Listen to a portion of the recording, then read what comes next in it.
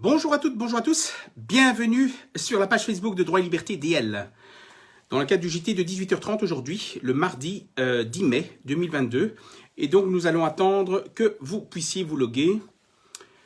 Nous avons quelques informations à vous donner, des informations aussi croisées qui nous permettent d'avoir une lueur d'espoir pour sortir de ce canevas par rapport à la question de la vaccination obligatoire en général. Donc n'hésitez pas aussi à partager un maximum cette vidéo pour qu'on puisse diffuser les informations en tant que telles.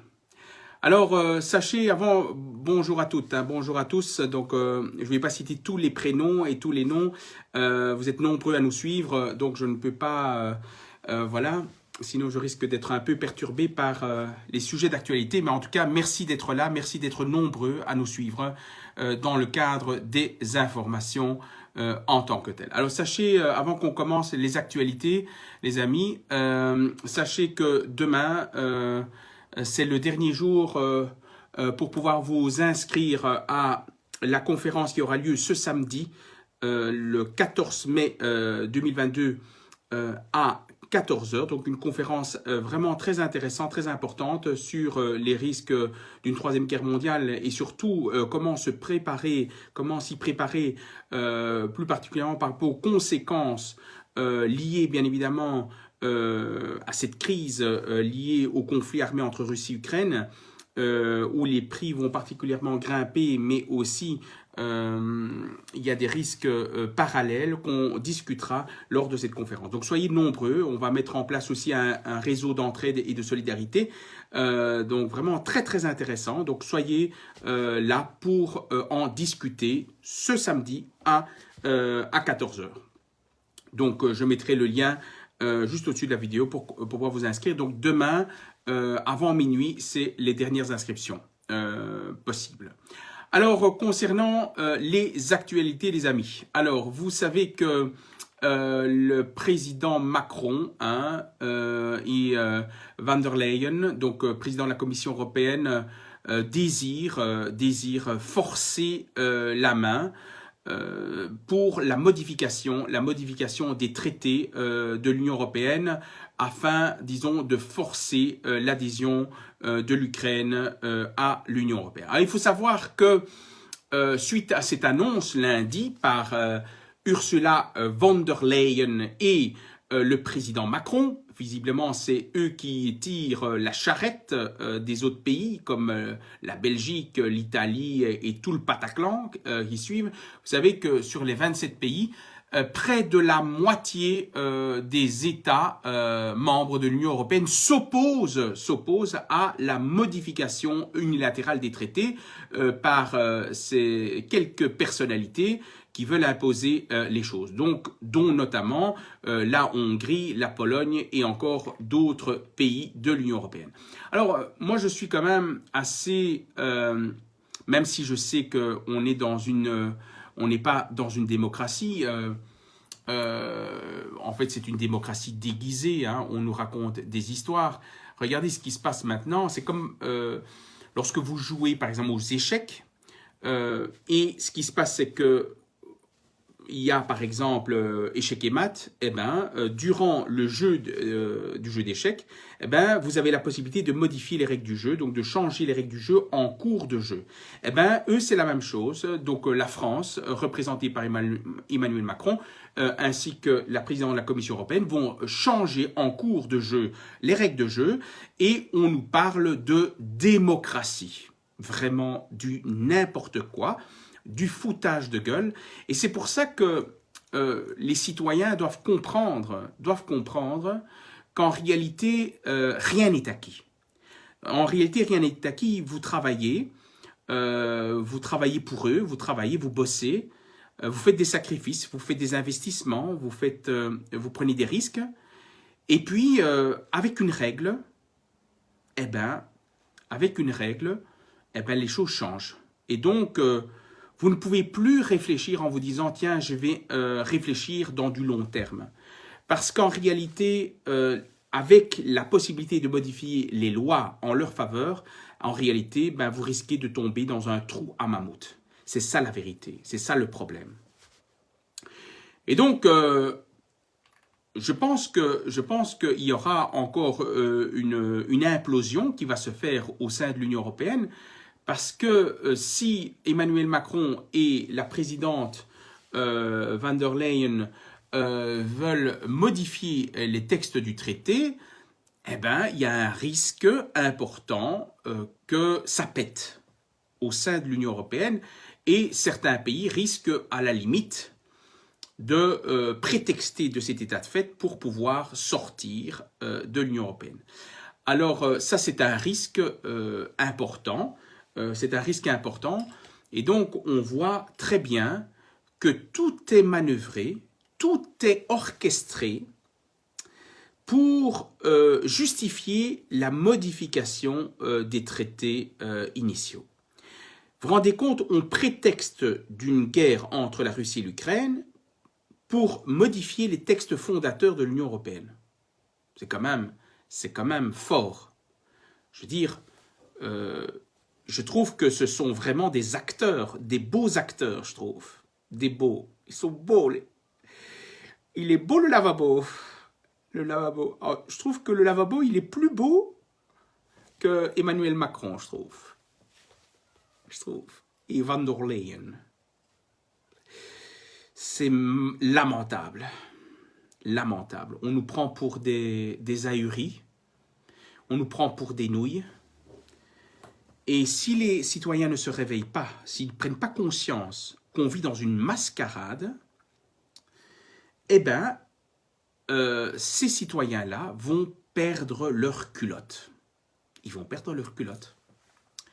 Et ça va encore creuser, bien évidemment, le fossé encore plus grand. Alors, mais est-ce que Emmanuel Macron a pris conscience qu'en prenant une telle position vis-à-vis des autres États membres de l'Union européenne, ça va faire basculer les actions en bourse au niveau européen? Ils ne se rendent pas compte de ça. En prenant de tels propos, ça va déstabiliser les marchés au niveau européen. Et donc, ça signifie que les prix vont augmenter encore grâce à ces positions-là.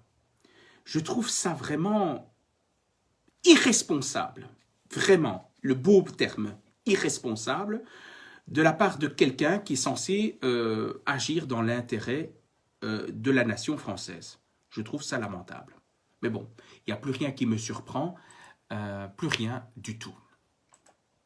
Alors, j'ai appris aussi aujourd'hui que le budget, malgré la crise Covid-19, j'ai appris aujourd'hui que la RTBF, vous savez que la RTBF perçoit, disons, des fonds de la Fédération Wallonie-Bruxelles pour faire tourner la machine, pour promouvoir des émissions pour soutenir les politiciens belges.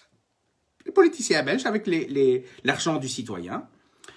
Eh bien, il y a quelques années, on était à 214 millions d'euros pour faire tourner la machine de la RTBF. Mais non, on est à 285 millions. 285 millions d'euros versés par la Fédération Wallonie-Bruxelles sur le compte de la RTBF, RTBF gérée par les politiciens, c'est-à-dire le conseil d'administration qui est géré exclusivement par des politiciens, pour nous informer. Et nous informer de quoi? De la pluie et du beau temps. Pour nous informer que la Russie est méchant, que Poutine est méchant, que l'Ukraine est victime, qu'ils ont un bel acteur, top canon.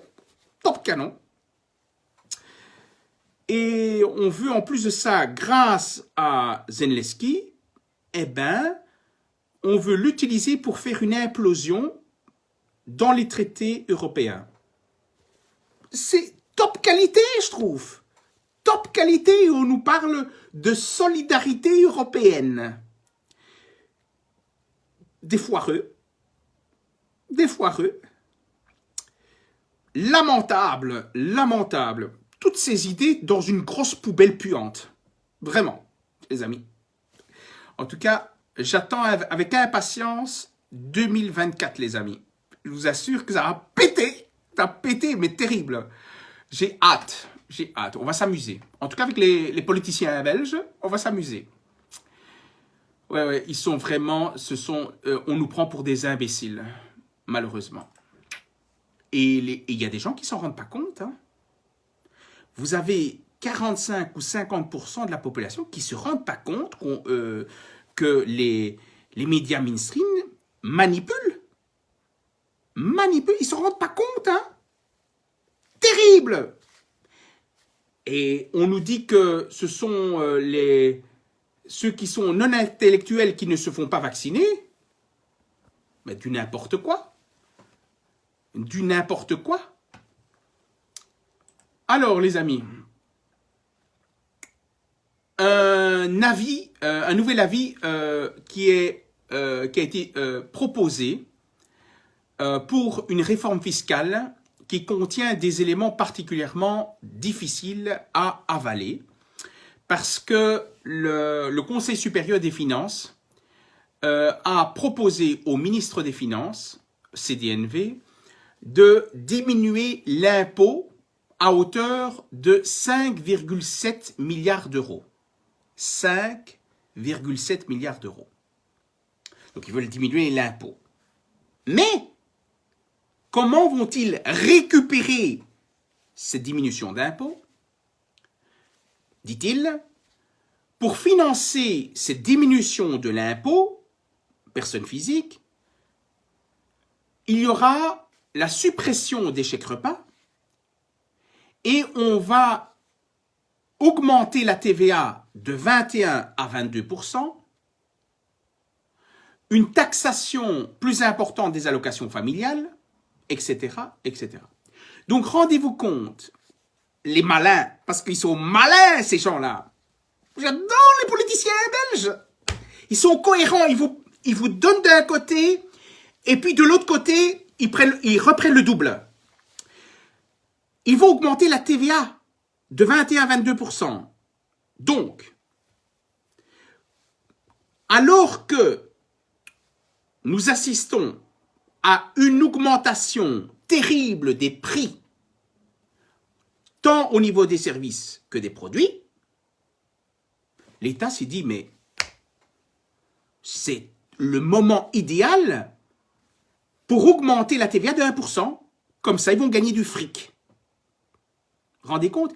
Donc, ils vont nous faire croire qu'ils nous donnent 5,7 milliards pour diminuer un tout petit peu l'impôt, mais comme les prix vont grimper, encore grimper et encore grimper, en passant d'une TVA de 21 à 22%, c'est tout bénef.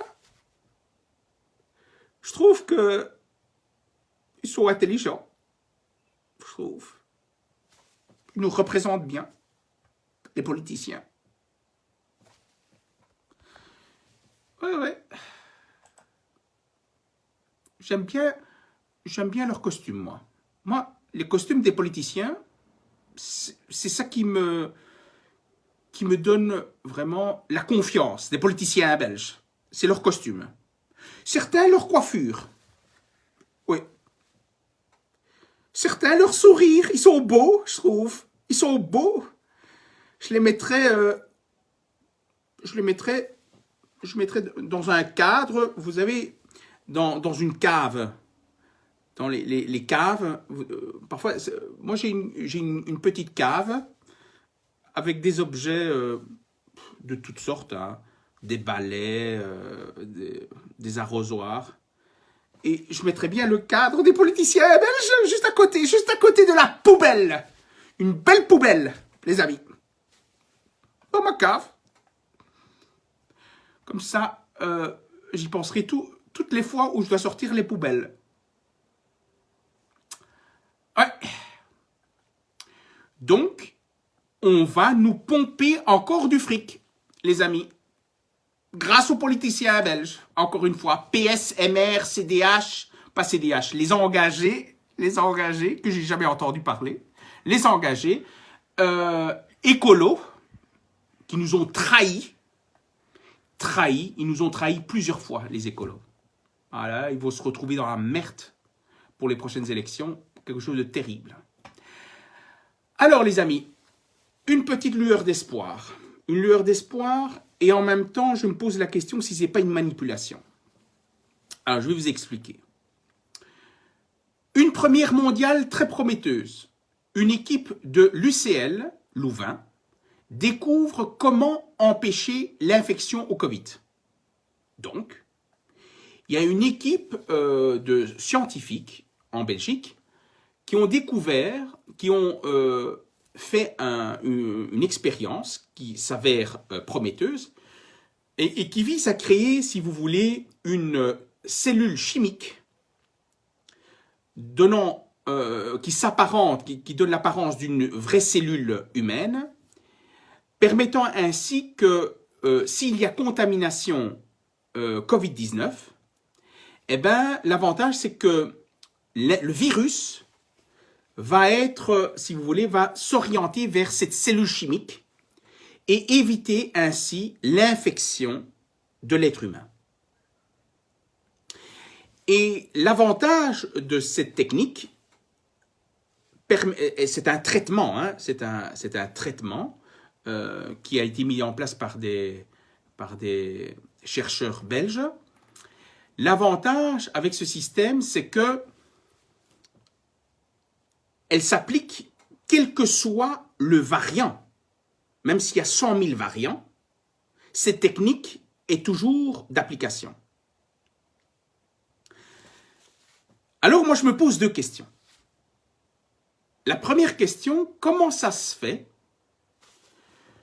que cette expérience sort maintenant, à l'instant même, donc voilà, c'est sorti aujourd'hui, qu'il y a eu une découverte en Belgique. Alors que il y a le projet de loi sur la vaccination obligatoire du personnel soignant a été renvoyé au Parlement pour un vote le 2 juin. Alors je me pose la question. Si cette information est prometteuse, la question que je me pose est de savoir, mais comment vont réagir les députés? Parce que si effectivement ce traitement est efficace en cas d'infection Covid, ou pour empêcher l'infection Covid, pourquoi doit-on rendre la vaccination obligatoire du personnel soignant? Pourquoi doit-on mettre à mal la vie des familles par cette vaccination obligatoire Covid, alors qu'il y a un traitement qui peut être efficace en cas de contamination? Ça, c'est la première question que je pose. Donc, est-ce que les députés vont-ils faire marche arrière grâce à cette nouvelle et une première mondiale? Ça, c'est une question. Mais en même temps, je me dis, est-ce qu'ils vont faire marche arrière? Je ne suis pas sûr de ça. Parce que si ils ont décidé de mettre en place un traité international pour faire tourner la machine des vaccins et pour mettre en place un organe supranational pour stocker des vaccins pour 194 pays, comme la machine à jus est tellement bonne pour les fabricants des vaccins, est-ce qu'on va promouvoir cette initiative belge? Je ne suis pas sûr de ça, parce qu'il y aura un manque à gagner. En même temps, je me pose comme question si cette avancée, donc cette recherche qui a été faite, est-ce que ce n'est pas pour justifier une marche arrière dans le cadre de la vaccination Covid-19. Parce qu'ils se rendent compte qu'il y a beaucoup de personnes, de plus en plus de personnes qui ont des problèmes de santé, même des personnes de la magistrature en France, en Belgique probablement aussi, et ça commence à sentir très très mauvais. Et donc, est-ce que ça, c'est pas un prétexte pour essayer de justifier une marche arrière? Car, d'après Van den Broek, je l'aime bien lui, Van den Broek. Vraiment, il a un passé politique exemplaire. Vraiment, Van den Broek. Je trouve qu'on l'a placé ministre de la Santé et pense beaucoup, beaucoup, beaucoup à nous. Vraiment. Il a un grand cœur. Vraiment, un grand cœur. Beau. Beau CV. Beau CV, hein? Votez encore pour vos rights. Vous risquez de faire achteruit, les amis. Et oui. Et donc, je pense que là, voilà, il y a vraiment une belle question à se poser. Est-ce que c'est une manipulation pour faire marche arrière? Ou est-ce qu'il s'agit d'un espoir de sortir de cette mascarade politique? On va voir comment les choses vont évoluer. On vous tiendra au courant, hein, les amis. Hein. Alors, Zelensky. Zelensky a fait un appel. Parce que lui fait beaucoup d'appels. Il passe souvent à la télévision. Avant, il passait souvent dans les cinémas et dans les théâtres. Maintenant, c'est à la télévision. Voilà, il aime bien se voir à la télévision. Je trouve. Je trouve qu'il passe bien. J'ai sa photo devant lui. Je trouve que c'est une personne qui inspire confiance. Je trouve. Il inspire confiance. Il est très convaincant. Moi, chaque fois qu'il y a quelque chose qui sort de sa bouche, je me dis, c'est du sucre. Vraiment. Je vote pour lui. Oui. Oui, les amis. Vraiment, n'importe quoi. N'importe quoi. Aïe, aïe, aïe. Zelensky indique que l'Ukraine espère obtenir le statut de candidat à l'Union européenne en juin. Il fixe le deadline lui-même. Mais c'est de top qualité. Il exige pas seulement d'être candidat, mais en plus, à l'Union européenne, il demande que ce soit fait en juin. Et les petites mains se mettent en place.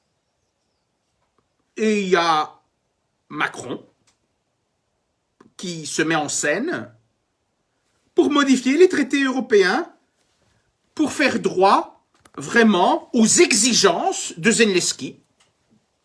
Vraiment. Et ça doit être en juin, les amis. Hein? Pas en septembre, en juin. Comment est-ce possible que des citoyens continuent à croire cette mascarade? Laissez vos messages, les amis. Laissez vos messages. Je n'arrive pas à comprendre comment est-ce possible que des citoyens belges ou français croient encore à ces conneries. Je comprends pas. Je ne comprends pas. C'est la seule chose que je comprends pas. Alors, certains me disent c'est que ils sont fans de la TV. C'est possible. Mais vraiment lamentable. Lamentable. Vraiment lamentable. Alors les amis, en tout cas, ce que je peux vous dire, c'est que plus ça sent mauvais, comme disait Coluche, Coluche, qu'est-ce qu'il disait? Quand ça sent mauvais vers le bas et que ça fume, ça va monter jusqu'en haut. Il ne faut pas vous inquiéter. Ça peut même rentrer par les oreilles des politiciens belges et français, les amis. Ouais. Mais qu'ils ne jouent pas trop avec les pieds des citoyens. Parce que je vais vous dire une chose, vous serez particulièrement surpris pour les prochaines élections 2024. Vraiment. Et je m'adresse aux politiciens belges. Vraiment. Vous serez bien surpris. Vous allez perdre, certains vont perdre plus qu'une culotte. Total. La totale, les amis. Ouais. Et je serai bien heureux. Vraiment, bien heureux. Je fêterai ça.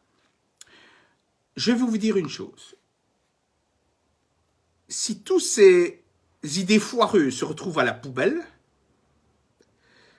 on ouvrira le champagne ensemble, les amis. Je vous assure. Ensemble, les amis. Retenez, écrivez-le, écrivez-le. On va ouvrir champagne. Dès qu'ils sont foutus dans une poubelle, bien fermée, je vous assure, on ouvrira le champagne. Allez, les amis, en tout cas, je vous aime beaucoup.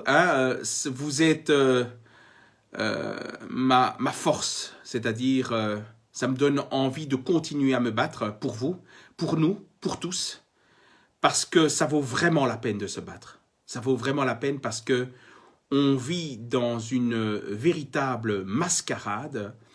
On veut nous spolier, on veut nous mettre à terre.